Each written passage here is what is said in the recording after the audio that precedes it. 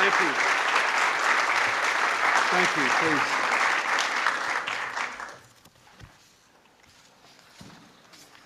Good morning. I want to, first of all, acknowledge Prime Minister Blair, who will join us by satellite in just a moment from London. I want to welcome here the ambassadors from the United Kingdom, Japan, Germany, France, and I'd also like to acknowledge the contributions not only that their scientists, but also scientists from China made to the vast international consortium that is the Human Genome Project.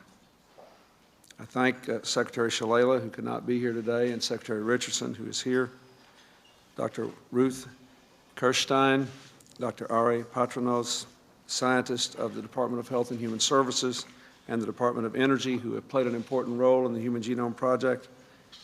I want to say a special word of thanks to my science advisor, Dr. Neil Lane, and of course to Dr. Francis Collins, the director of the International Human Genome Project, and to the SOLARA president, Craig Benner.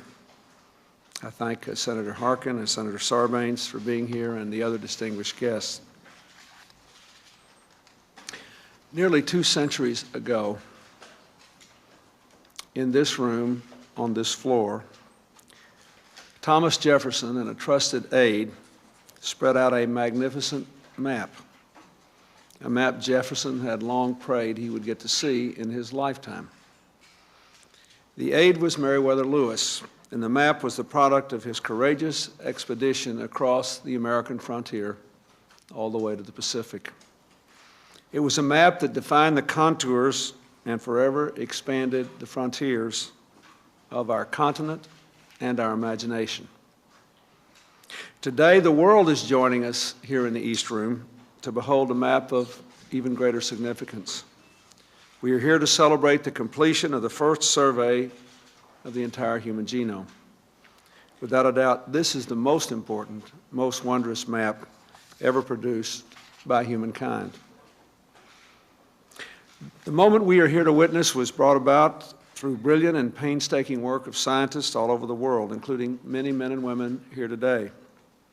It was not even 50 years ago that a young Englishman named Crick and a brash, even younger American named Watson first discovered the elegant structure of our genetic code. Dr. Watson, the way you announced your discovery in the journal Nature was one of the great understatements of all time.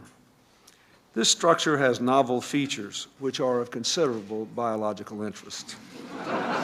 Thank you, sir.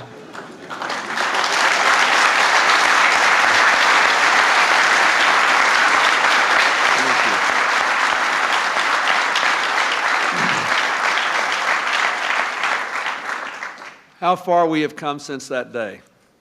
In the intervening years, we have pooled the combined wisdom of biology, chemistry, physics, engineering, mathematics, and computer science, tapped the great strengths and insights of the public and private sectors. More than 1,000 researchers across 6 nations have revealed nearly all 3 billion letters of our miraculous genetic code. I congratulate all of you on this stunning and humbling achievement. Today's announcement represents more than just an epoch-making triumph of science and reason. After all, when Galileo discovered he could use the tools of mathematics and mechanics to understand the motion of celestial bodies, he felt, in the words of one eminent researcher, that he had learned the language in which God created the universe. Today, we are learning the language in which God created life. We are gaining ever more awe for the complexity, the beauty, the wonder of God's most divine and sacred gift. With this profound new knowledge, humankind is on the verge of gaining immense new power to heal. Genome science will have a real impact on all our lives, and even more, on the lives of our children. It will revolutionize the diagnosis, prevention, and treatment of most, if not all, human diseases.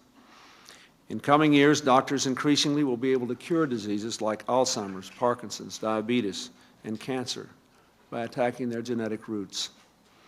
Just to offer one example, patients with some forms of leukemia and breast cancer already are being treated in clinical trials with sophisticated new drugs that precisely target the faulty genes in cancer cells. with little or no risk to healthy cells. In fact, it is now conceivable that our children's children will know the term cancer only as a constellation of stars. But today's historic achievement is only a starting point. There is much hard work yet to be done.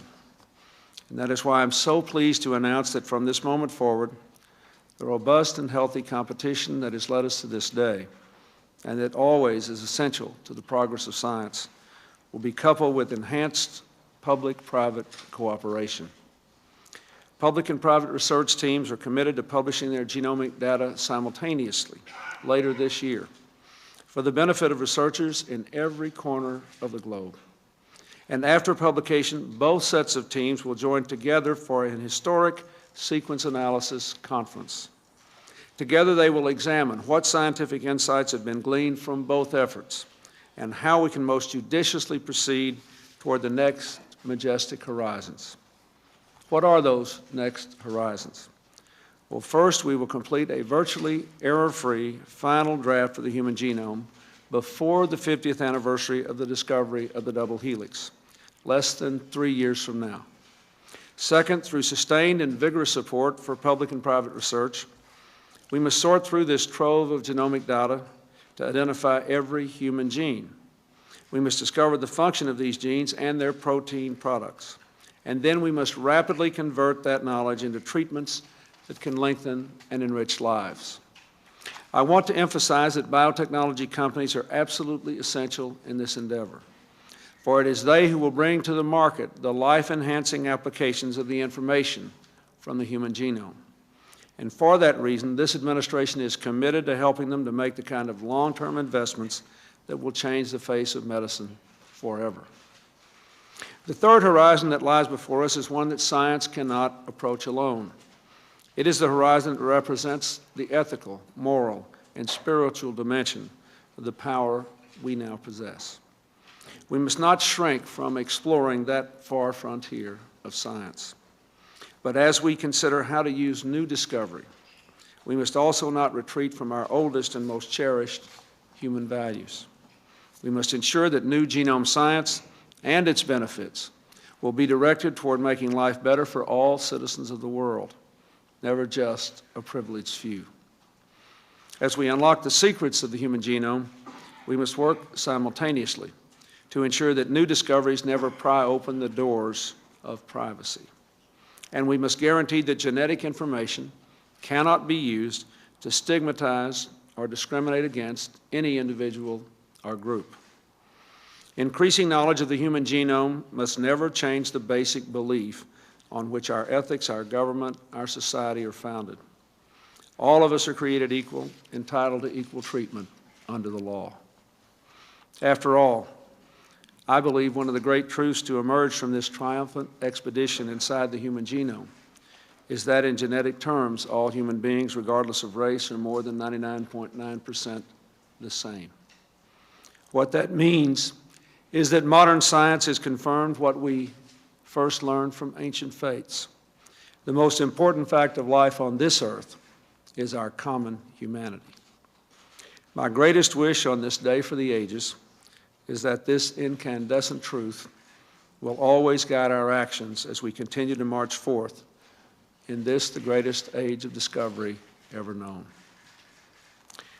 Now, it is my great pleasure to turn to my friend, Prime Minister Tony Blair, who is joined in the State Dining Room at 10 Downing Street by Dr. Fred Sanger and other world-renowned scientists.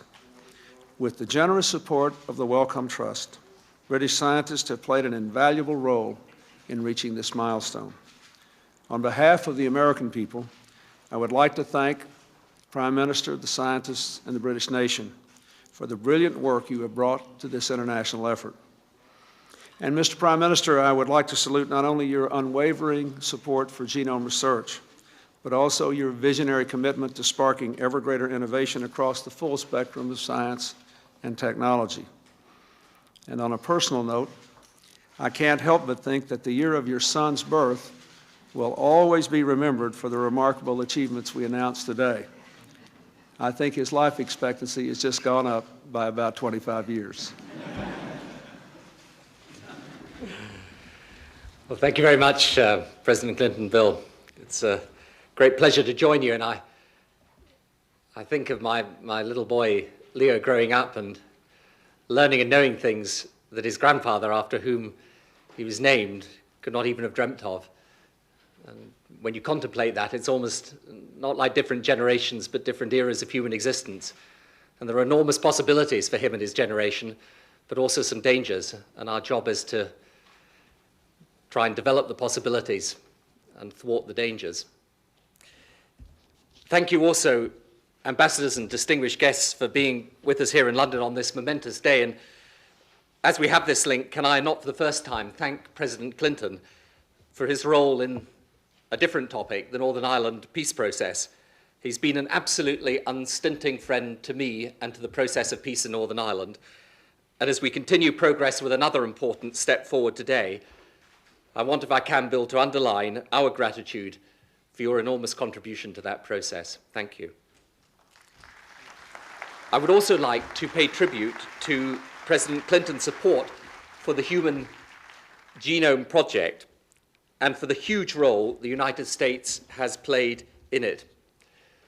As befits an undertaking that can benefit the whole of humankind, this project has also brought together the best of the global scientific community. Many of the giants of our generation have been involved. Nobel Prize winners, Leitfried Sanger and Max Perutz, who are here with me today. Thank you for all that you have done. Scientists from Japan and Germany, France, China, and around the world have been involved, as well as the UK and the US. And this undertaking, therefore, has brought together the public, private, and non-profit sectors in an unprecedented international partnership. In particular, I would like to single out the Wellcome Trust, without whose vision and foresight, Britain's 30% contribution to the overall result would not have been possible. And I would like, too, to mention the imaginative work of Solera and Dr. Craig Venter, who, in the best spirit of scientific competition, has helped accelerate today's achievement. For let us be in no doubt about what we are witnessing today, a revolution in medical science whose implications far surpass even the discovery of antibiotics. The first great technological triumph of the 21st century. And every so often in the history of human endeavor, there comes a breakthrough that takes humankind across a frontier and into a new era. And like President Clinton, I believe that today's announcement is such a breakthrough that opens the way for massive advances in the treatment of cancer and hereditary diseases, and that is only the beginning. Ever since Francis Crick and Jim Watson, another great Anglo-American scientific partnership, made their historic discovery in the middle of the last century, we've known that DNA was the code to life on Earth.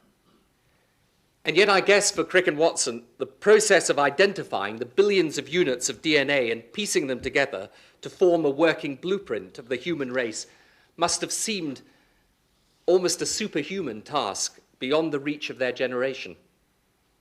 And yet today, it is all but complete. Nothing better demonstrates the way technology and science are driving us, fast-forwarding us all into the future.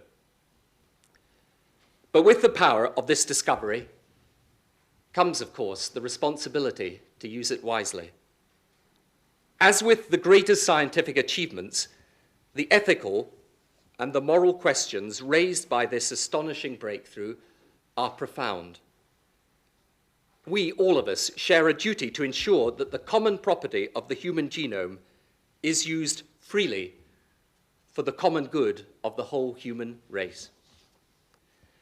To ensure that the powerful information now at our disposal is used to transform medicine, not abused to make man his own creator or invade individual privacy. For most of us, today's developments are almost too awesome fully to comprehend. They underline the extraordinary scale of economic, technological, scientific change that sweeps across the modern world. I'm proud that Britain has played, with others, a pioneering role in that. But I believe it says something very important about the process of change.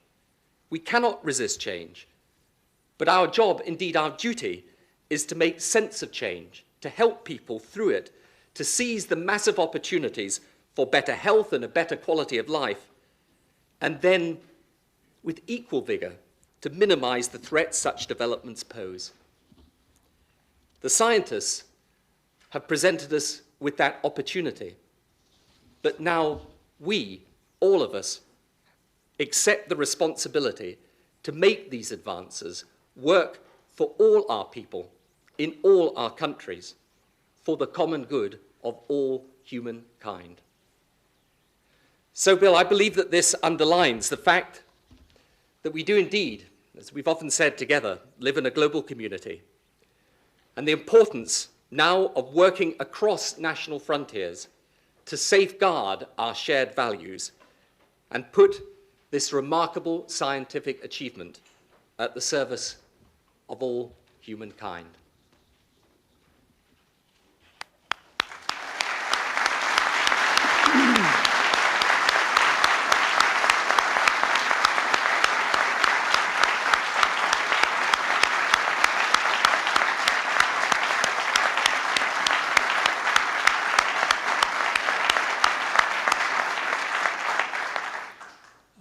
Tony, if I could, I would like to pick up on your last remark.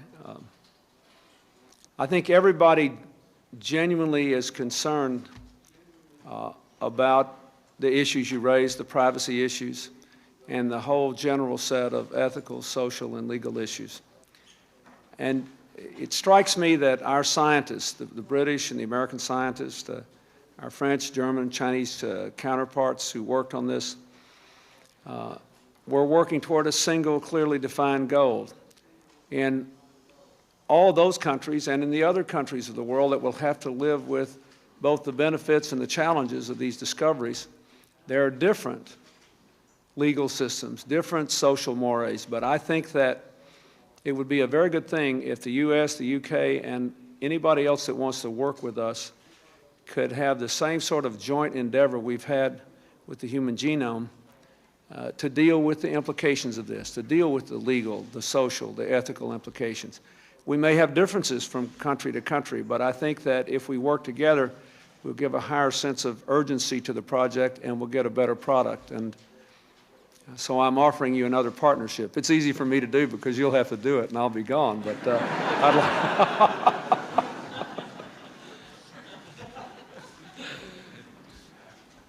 Well, Bill, I entirely agree with that, and I think the fascinating possibilities of this scientific breakthrough is that it gives us a chance to do so much for our people, but it will raise really difficult ethical and moral and legal questions, and you know the decision for us really as humanity is whether we are going to engage in the right cooperation across national frontiers so that we shape our destiny in a way that genuinely does benefit all our people, that makes the most of the possibilities and faces up to the challenges and the dangers that it poses. And in a way, I think that the scientists that have been involved in this great undertaking have shown the spirit of cooperation that should now motivate the governments in taking this forward another step. They have given us this opportunity, but we, all of us, are going to have a common responsibility in using it in the right way. So, as we now go to join our separate events on either side of the Atlantic, I think and believe that that spirit of cooperation, along with the scientific achievement, is something that we can all celebrate. And I'm once again proud to have taken part in this event with you, Bill, and all the very best to you and all your team for the work that you've done. Thank you.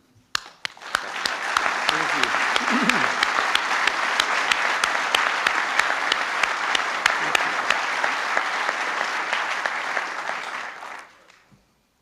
Thank you very much, Tony. Now, in a few moments, we'll hear from Celera President Dr. Craig Venner, who shares in the glory of this day, and deservedly so because of his truly visionary pursuit of innovative strategies to sequence the human genome as rapidly as possible. And I thank you, Craig, for what you have done to make this day possible. And now I'd like to invite Dr. Francis Collins to the lectern. I also want to congratulate him from his development of some of the central methods for finding human disease genes to his successful application of those methods to the discovery of the cystic fibrosis gene in 1989, to his current leadership of the International Human Genome Project. He has combined the talents of rigorous science and a profound sensitivity to ethical, legal, and social issues. He's a physician-scientist of great faith, compassion, energy, and integrity. And he has truly helped us, more than anyone else, to understand how the marvels of genome science will actually improve human health. So, Dr. Collins, please come up to the lectern.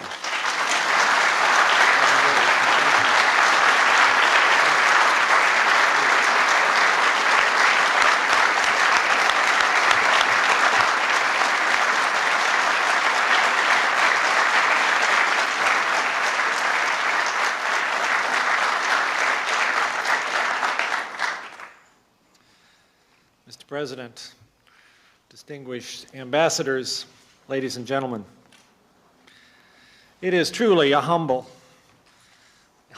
and profound experience to be asked to speak here this morning. First of all, I would like to thank most sincerely President Clinton for his remarkable leadership in getting us to this point.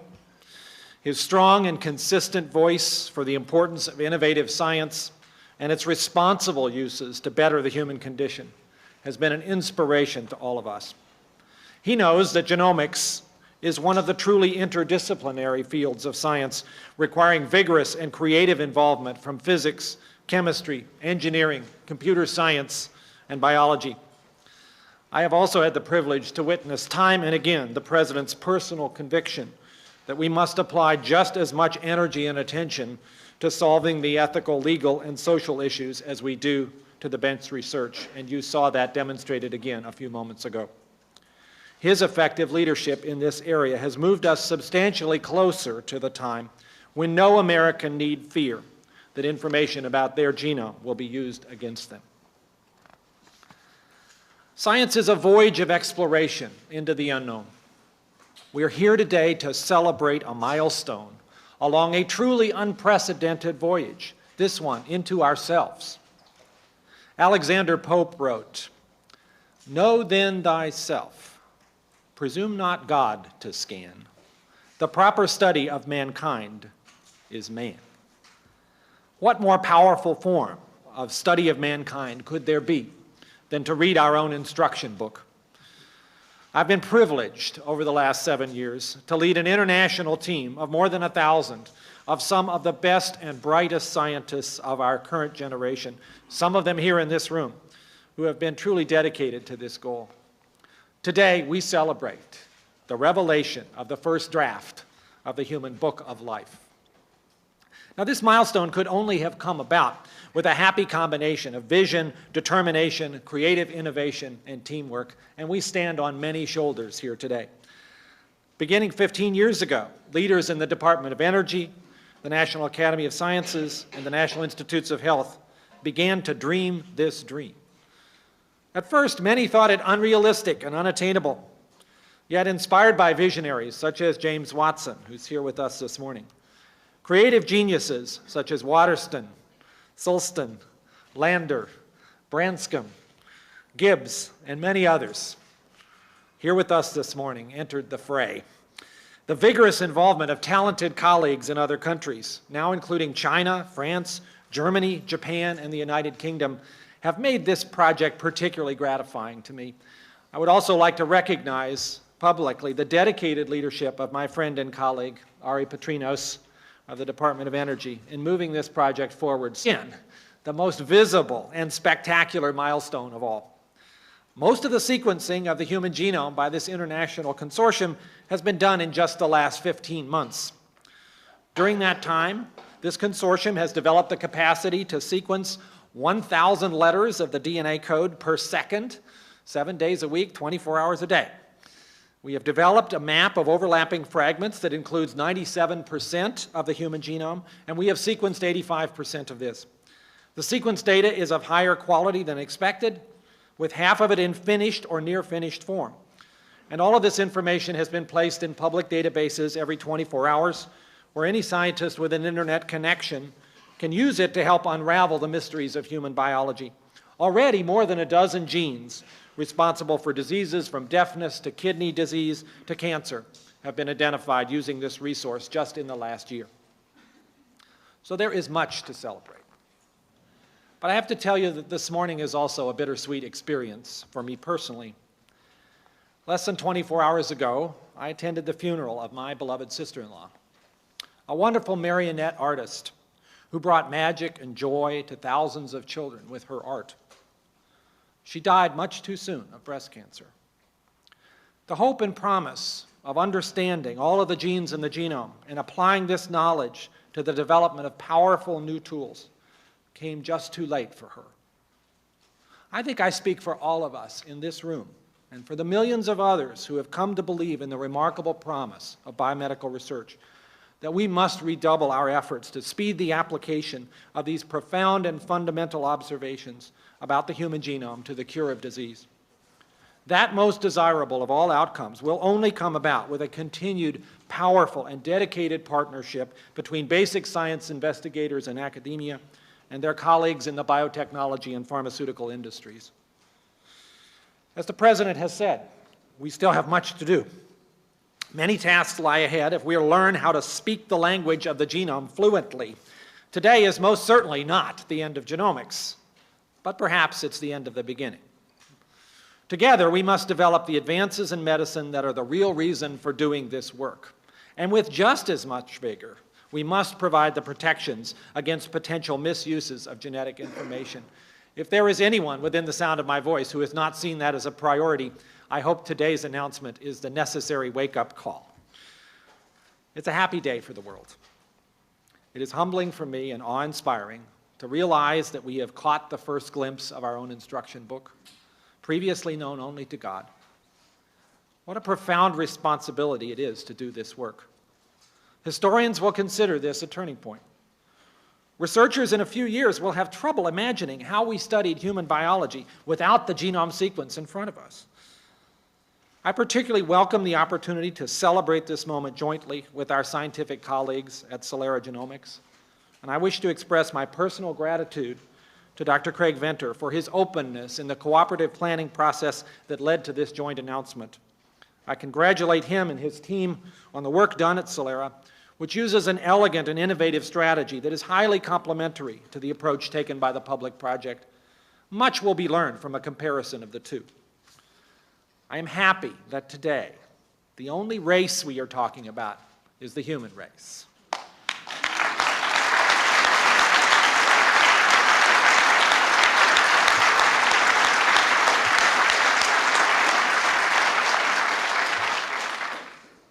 It is now my distinct pleasure to introduce to you Dr. J. Craig Venter, the president of Celera Genomics.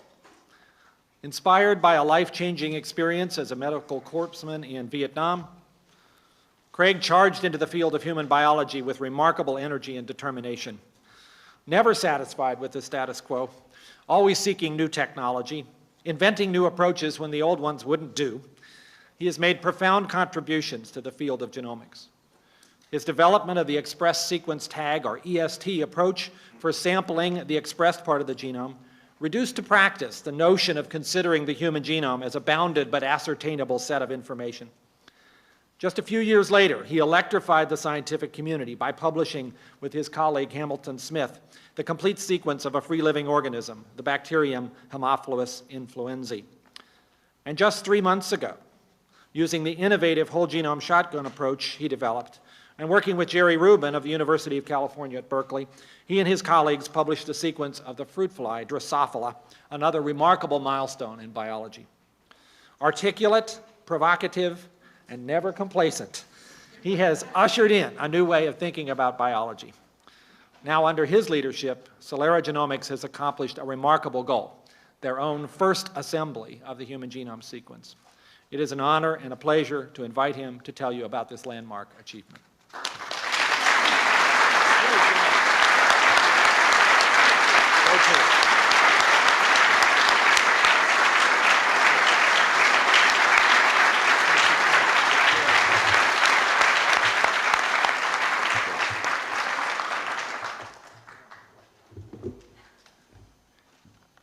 I'm shorter than the previous two speakers. Mr. President, Mr. Prime Minister, members of the Cabinet, honorable members of Congress, ambassadors, and distinguished guests. Today, June 26, in the year 2000, marks a historic point in the 100,000-year record of humanity. We are announcing today, for the first time, our species can read the chemical letters of its genetic code. At 12:30 today, at a joint press conference with the Public Genome Effort, Celera Genomics will describe the first assembly of the human genetic code from the whole genome shotgun method. Starting only 9 months ago, on September 8, 1999, 18 miles from the White House, a small team of scientists headed by myself, Hamilton Smith, Mark Adams, Gene Myers, and Granger Sutton began sequencing the DNA of the human genome using a novel method pioneered by essentially the same team 5 years earlier at the Institute for Genomic Research. The method used by Celera has determined the genetic code of 5 individuals. We have sequenced the genome of 3 females and 2 males who have identified themselves as Hispanic, Asian, Caucasian, or African American. We did this sampling not in an exclusionary way, but out of respect for the diversity that is America, and to help illustrate that the concept of race has no genetic or scientific basis.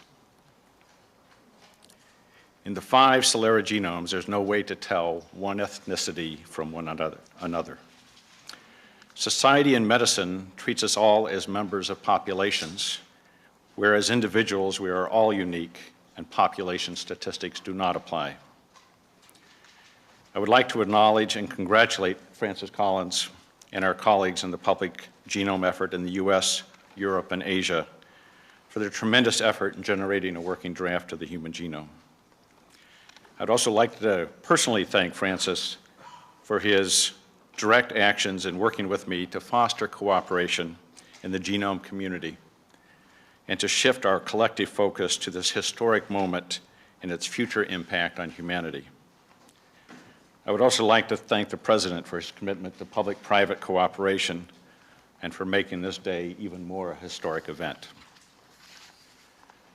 Obviously, our achievements would not have been possible without the efforts of the thousands of scientists around the world who have gone before us in the quest to better understand life at its most basic level.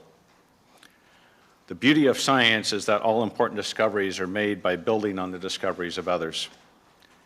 I continue to be inspired by the work of the pioneering men and women in the broad array of disciplines that have been brought together to enable this great accomplishment. I would like to particularly acknowledge Charles DeLisi from the Department of Energy and Jim Watson from Cold Spring Harbors, both here, for their vision in helping to initiate the Genome Project. The completion of the human genetic blueprint would not have been possible without the continued investment of the U.S. government in basic research.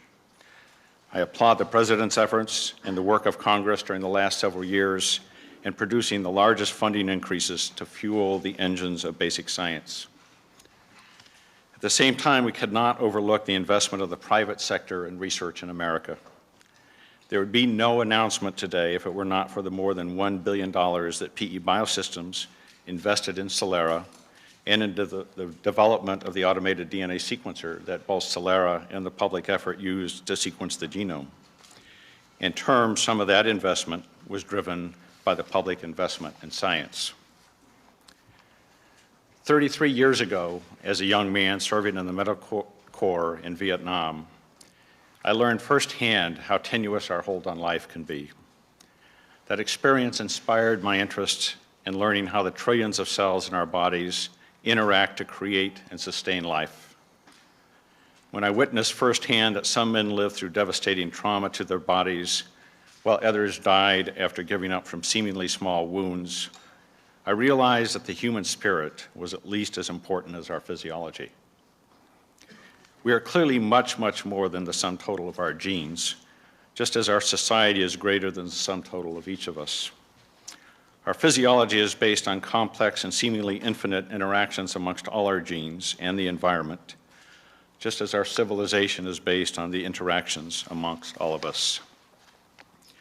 One of the wonderful discoveries that my colleagues and I have made while decoding the DNA over 24 species, from viruses to bacteria to plants to insects and now human beings, is that we're all connected to the commonality of the genetic code and evolution. When life is reduced to its very essence, we find that we have many genes in common with every species on Earth, and that we are not so different from one another. You may be surprised to learn that your sequencers are greater than 90% identical to proteins in other animals. It's my belief that the basic knowledge that we're providing the world will have a profound impact on the human condition and the treatments for disease and our view on our place in the biological continuum. The genome sequence represents a new starting point for science and medicine with potential impact on every disease. Taking the example cancer, each day approximately 2,000 people die in America from cancer. As a consequence of the genome efforts that you've heard described by Dr. Collins and myself this morning, and the research that will be catalyzed by this information, there's at least the potential to reduce the number of cancer deaths to zero during our lifetimes. The development of new therapeutics will require continued public investment in basic science and the translations of discoveries into new medicine by the biotech and pharmaceutical industry. However, I am concerned, as many of you are, that there are some who will want to use this new knowledge as a basis of discrimination. A CNN Time poll this morning reported that 46% of Americans polled believe that the impact of the Human Genome Project will be negative. We must work together towards higher science literacy and the wise use of our common heritage. I know from personal discussions with the President over the past several years and his comments here this morning that genetic discrimination has been one of his major concerns about the impact of the genomic revolution. While those who will base social decisions on genetic reductionism will be ultimately defeated by science, new laws to protect us from genetic discrimination are critical in order to maximize the medical benefits from genome discoveries. Some have said to me that sequencing the human genome will diminish humanity by taking the mystery out of life. Poets have argued that genome sequencing is an example of sterilizing reductionism that will rob them of their inspiration. Nothing could be further from the truth. The complexities and wonder of how the inanimate chemicals that are our genetic code give rise to the imponderables of the human spirit should keep poets and philosophers inspired for the millenniums. Thank you.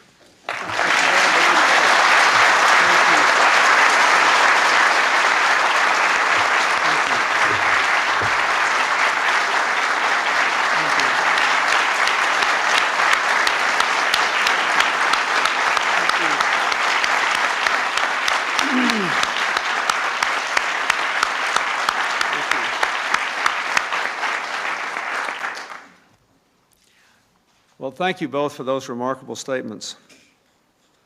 I suppose in closing, the most important thing I could do is to associate myself with Dr. Venner's last statement. When we get this all worked out, we're all living to be 150. Young people will still fall in love. Old people will still fight about things that should have been resolved 50 years ago.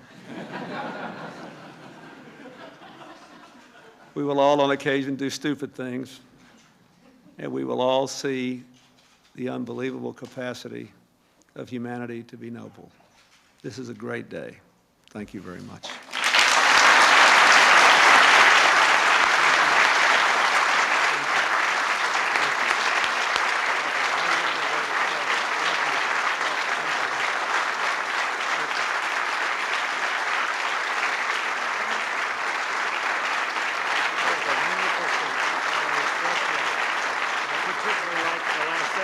We'll say who went through.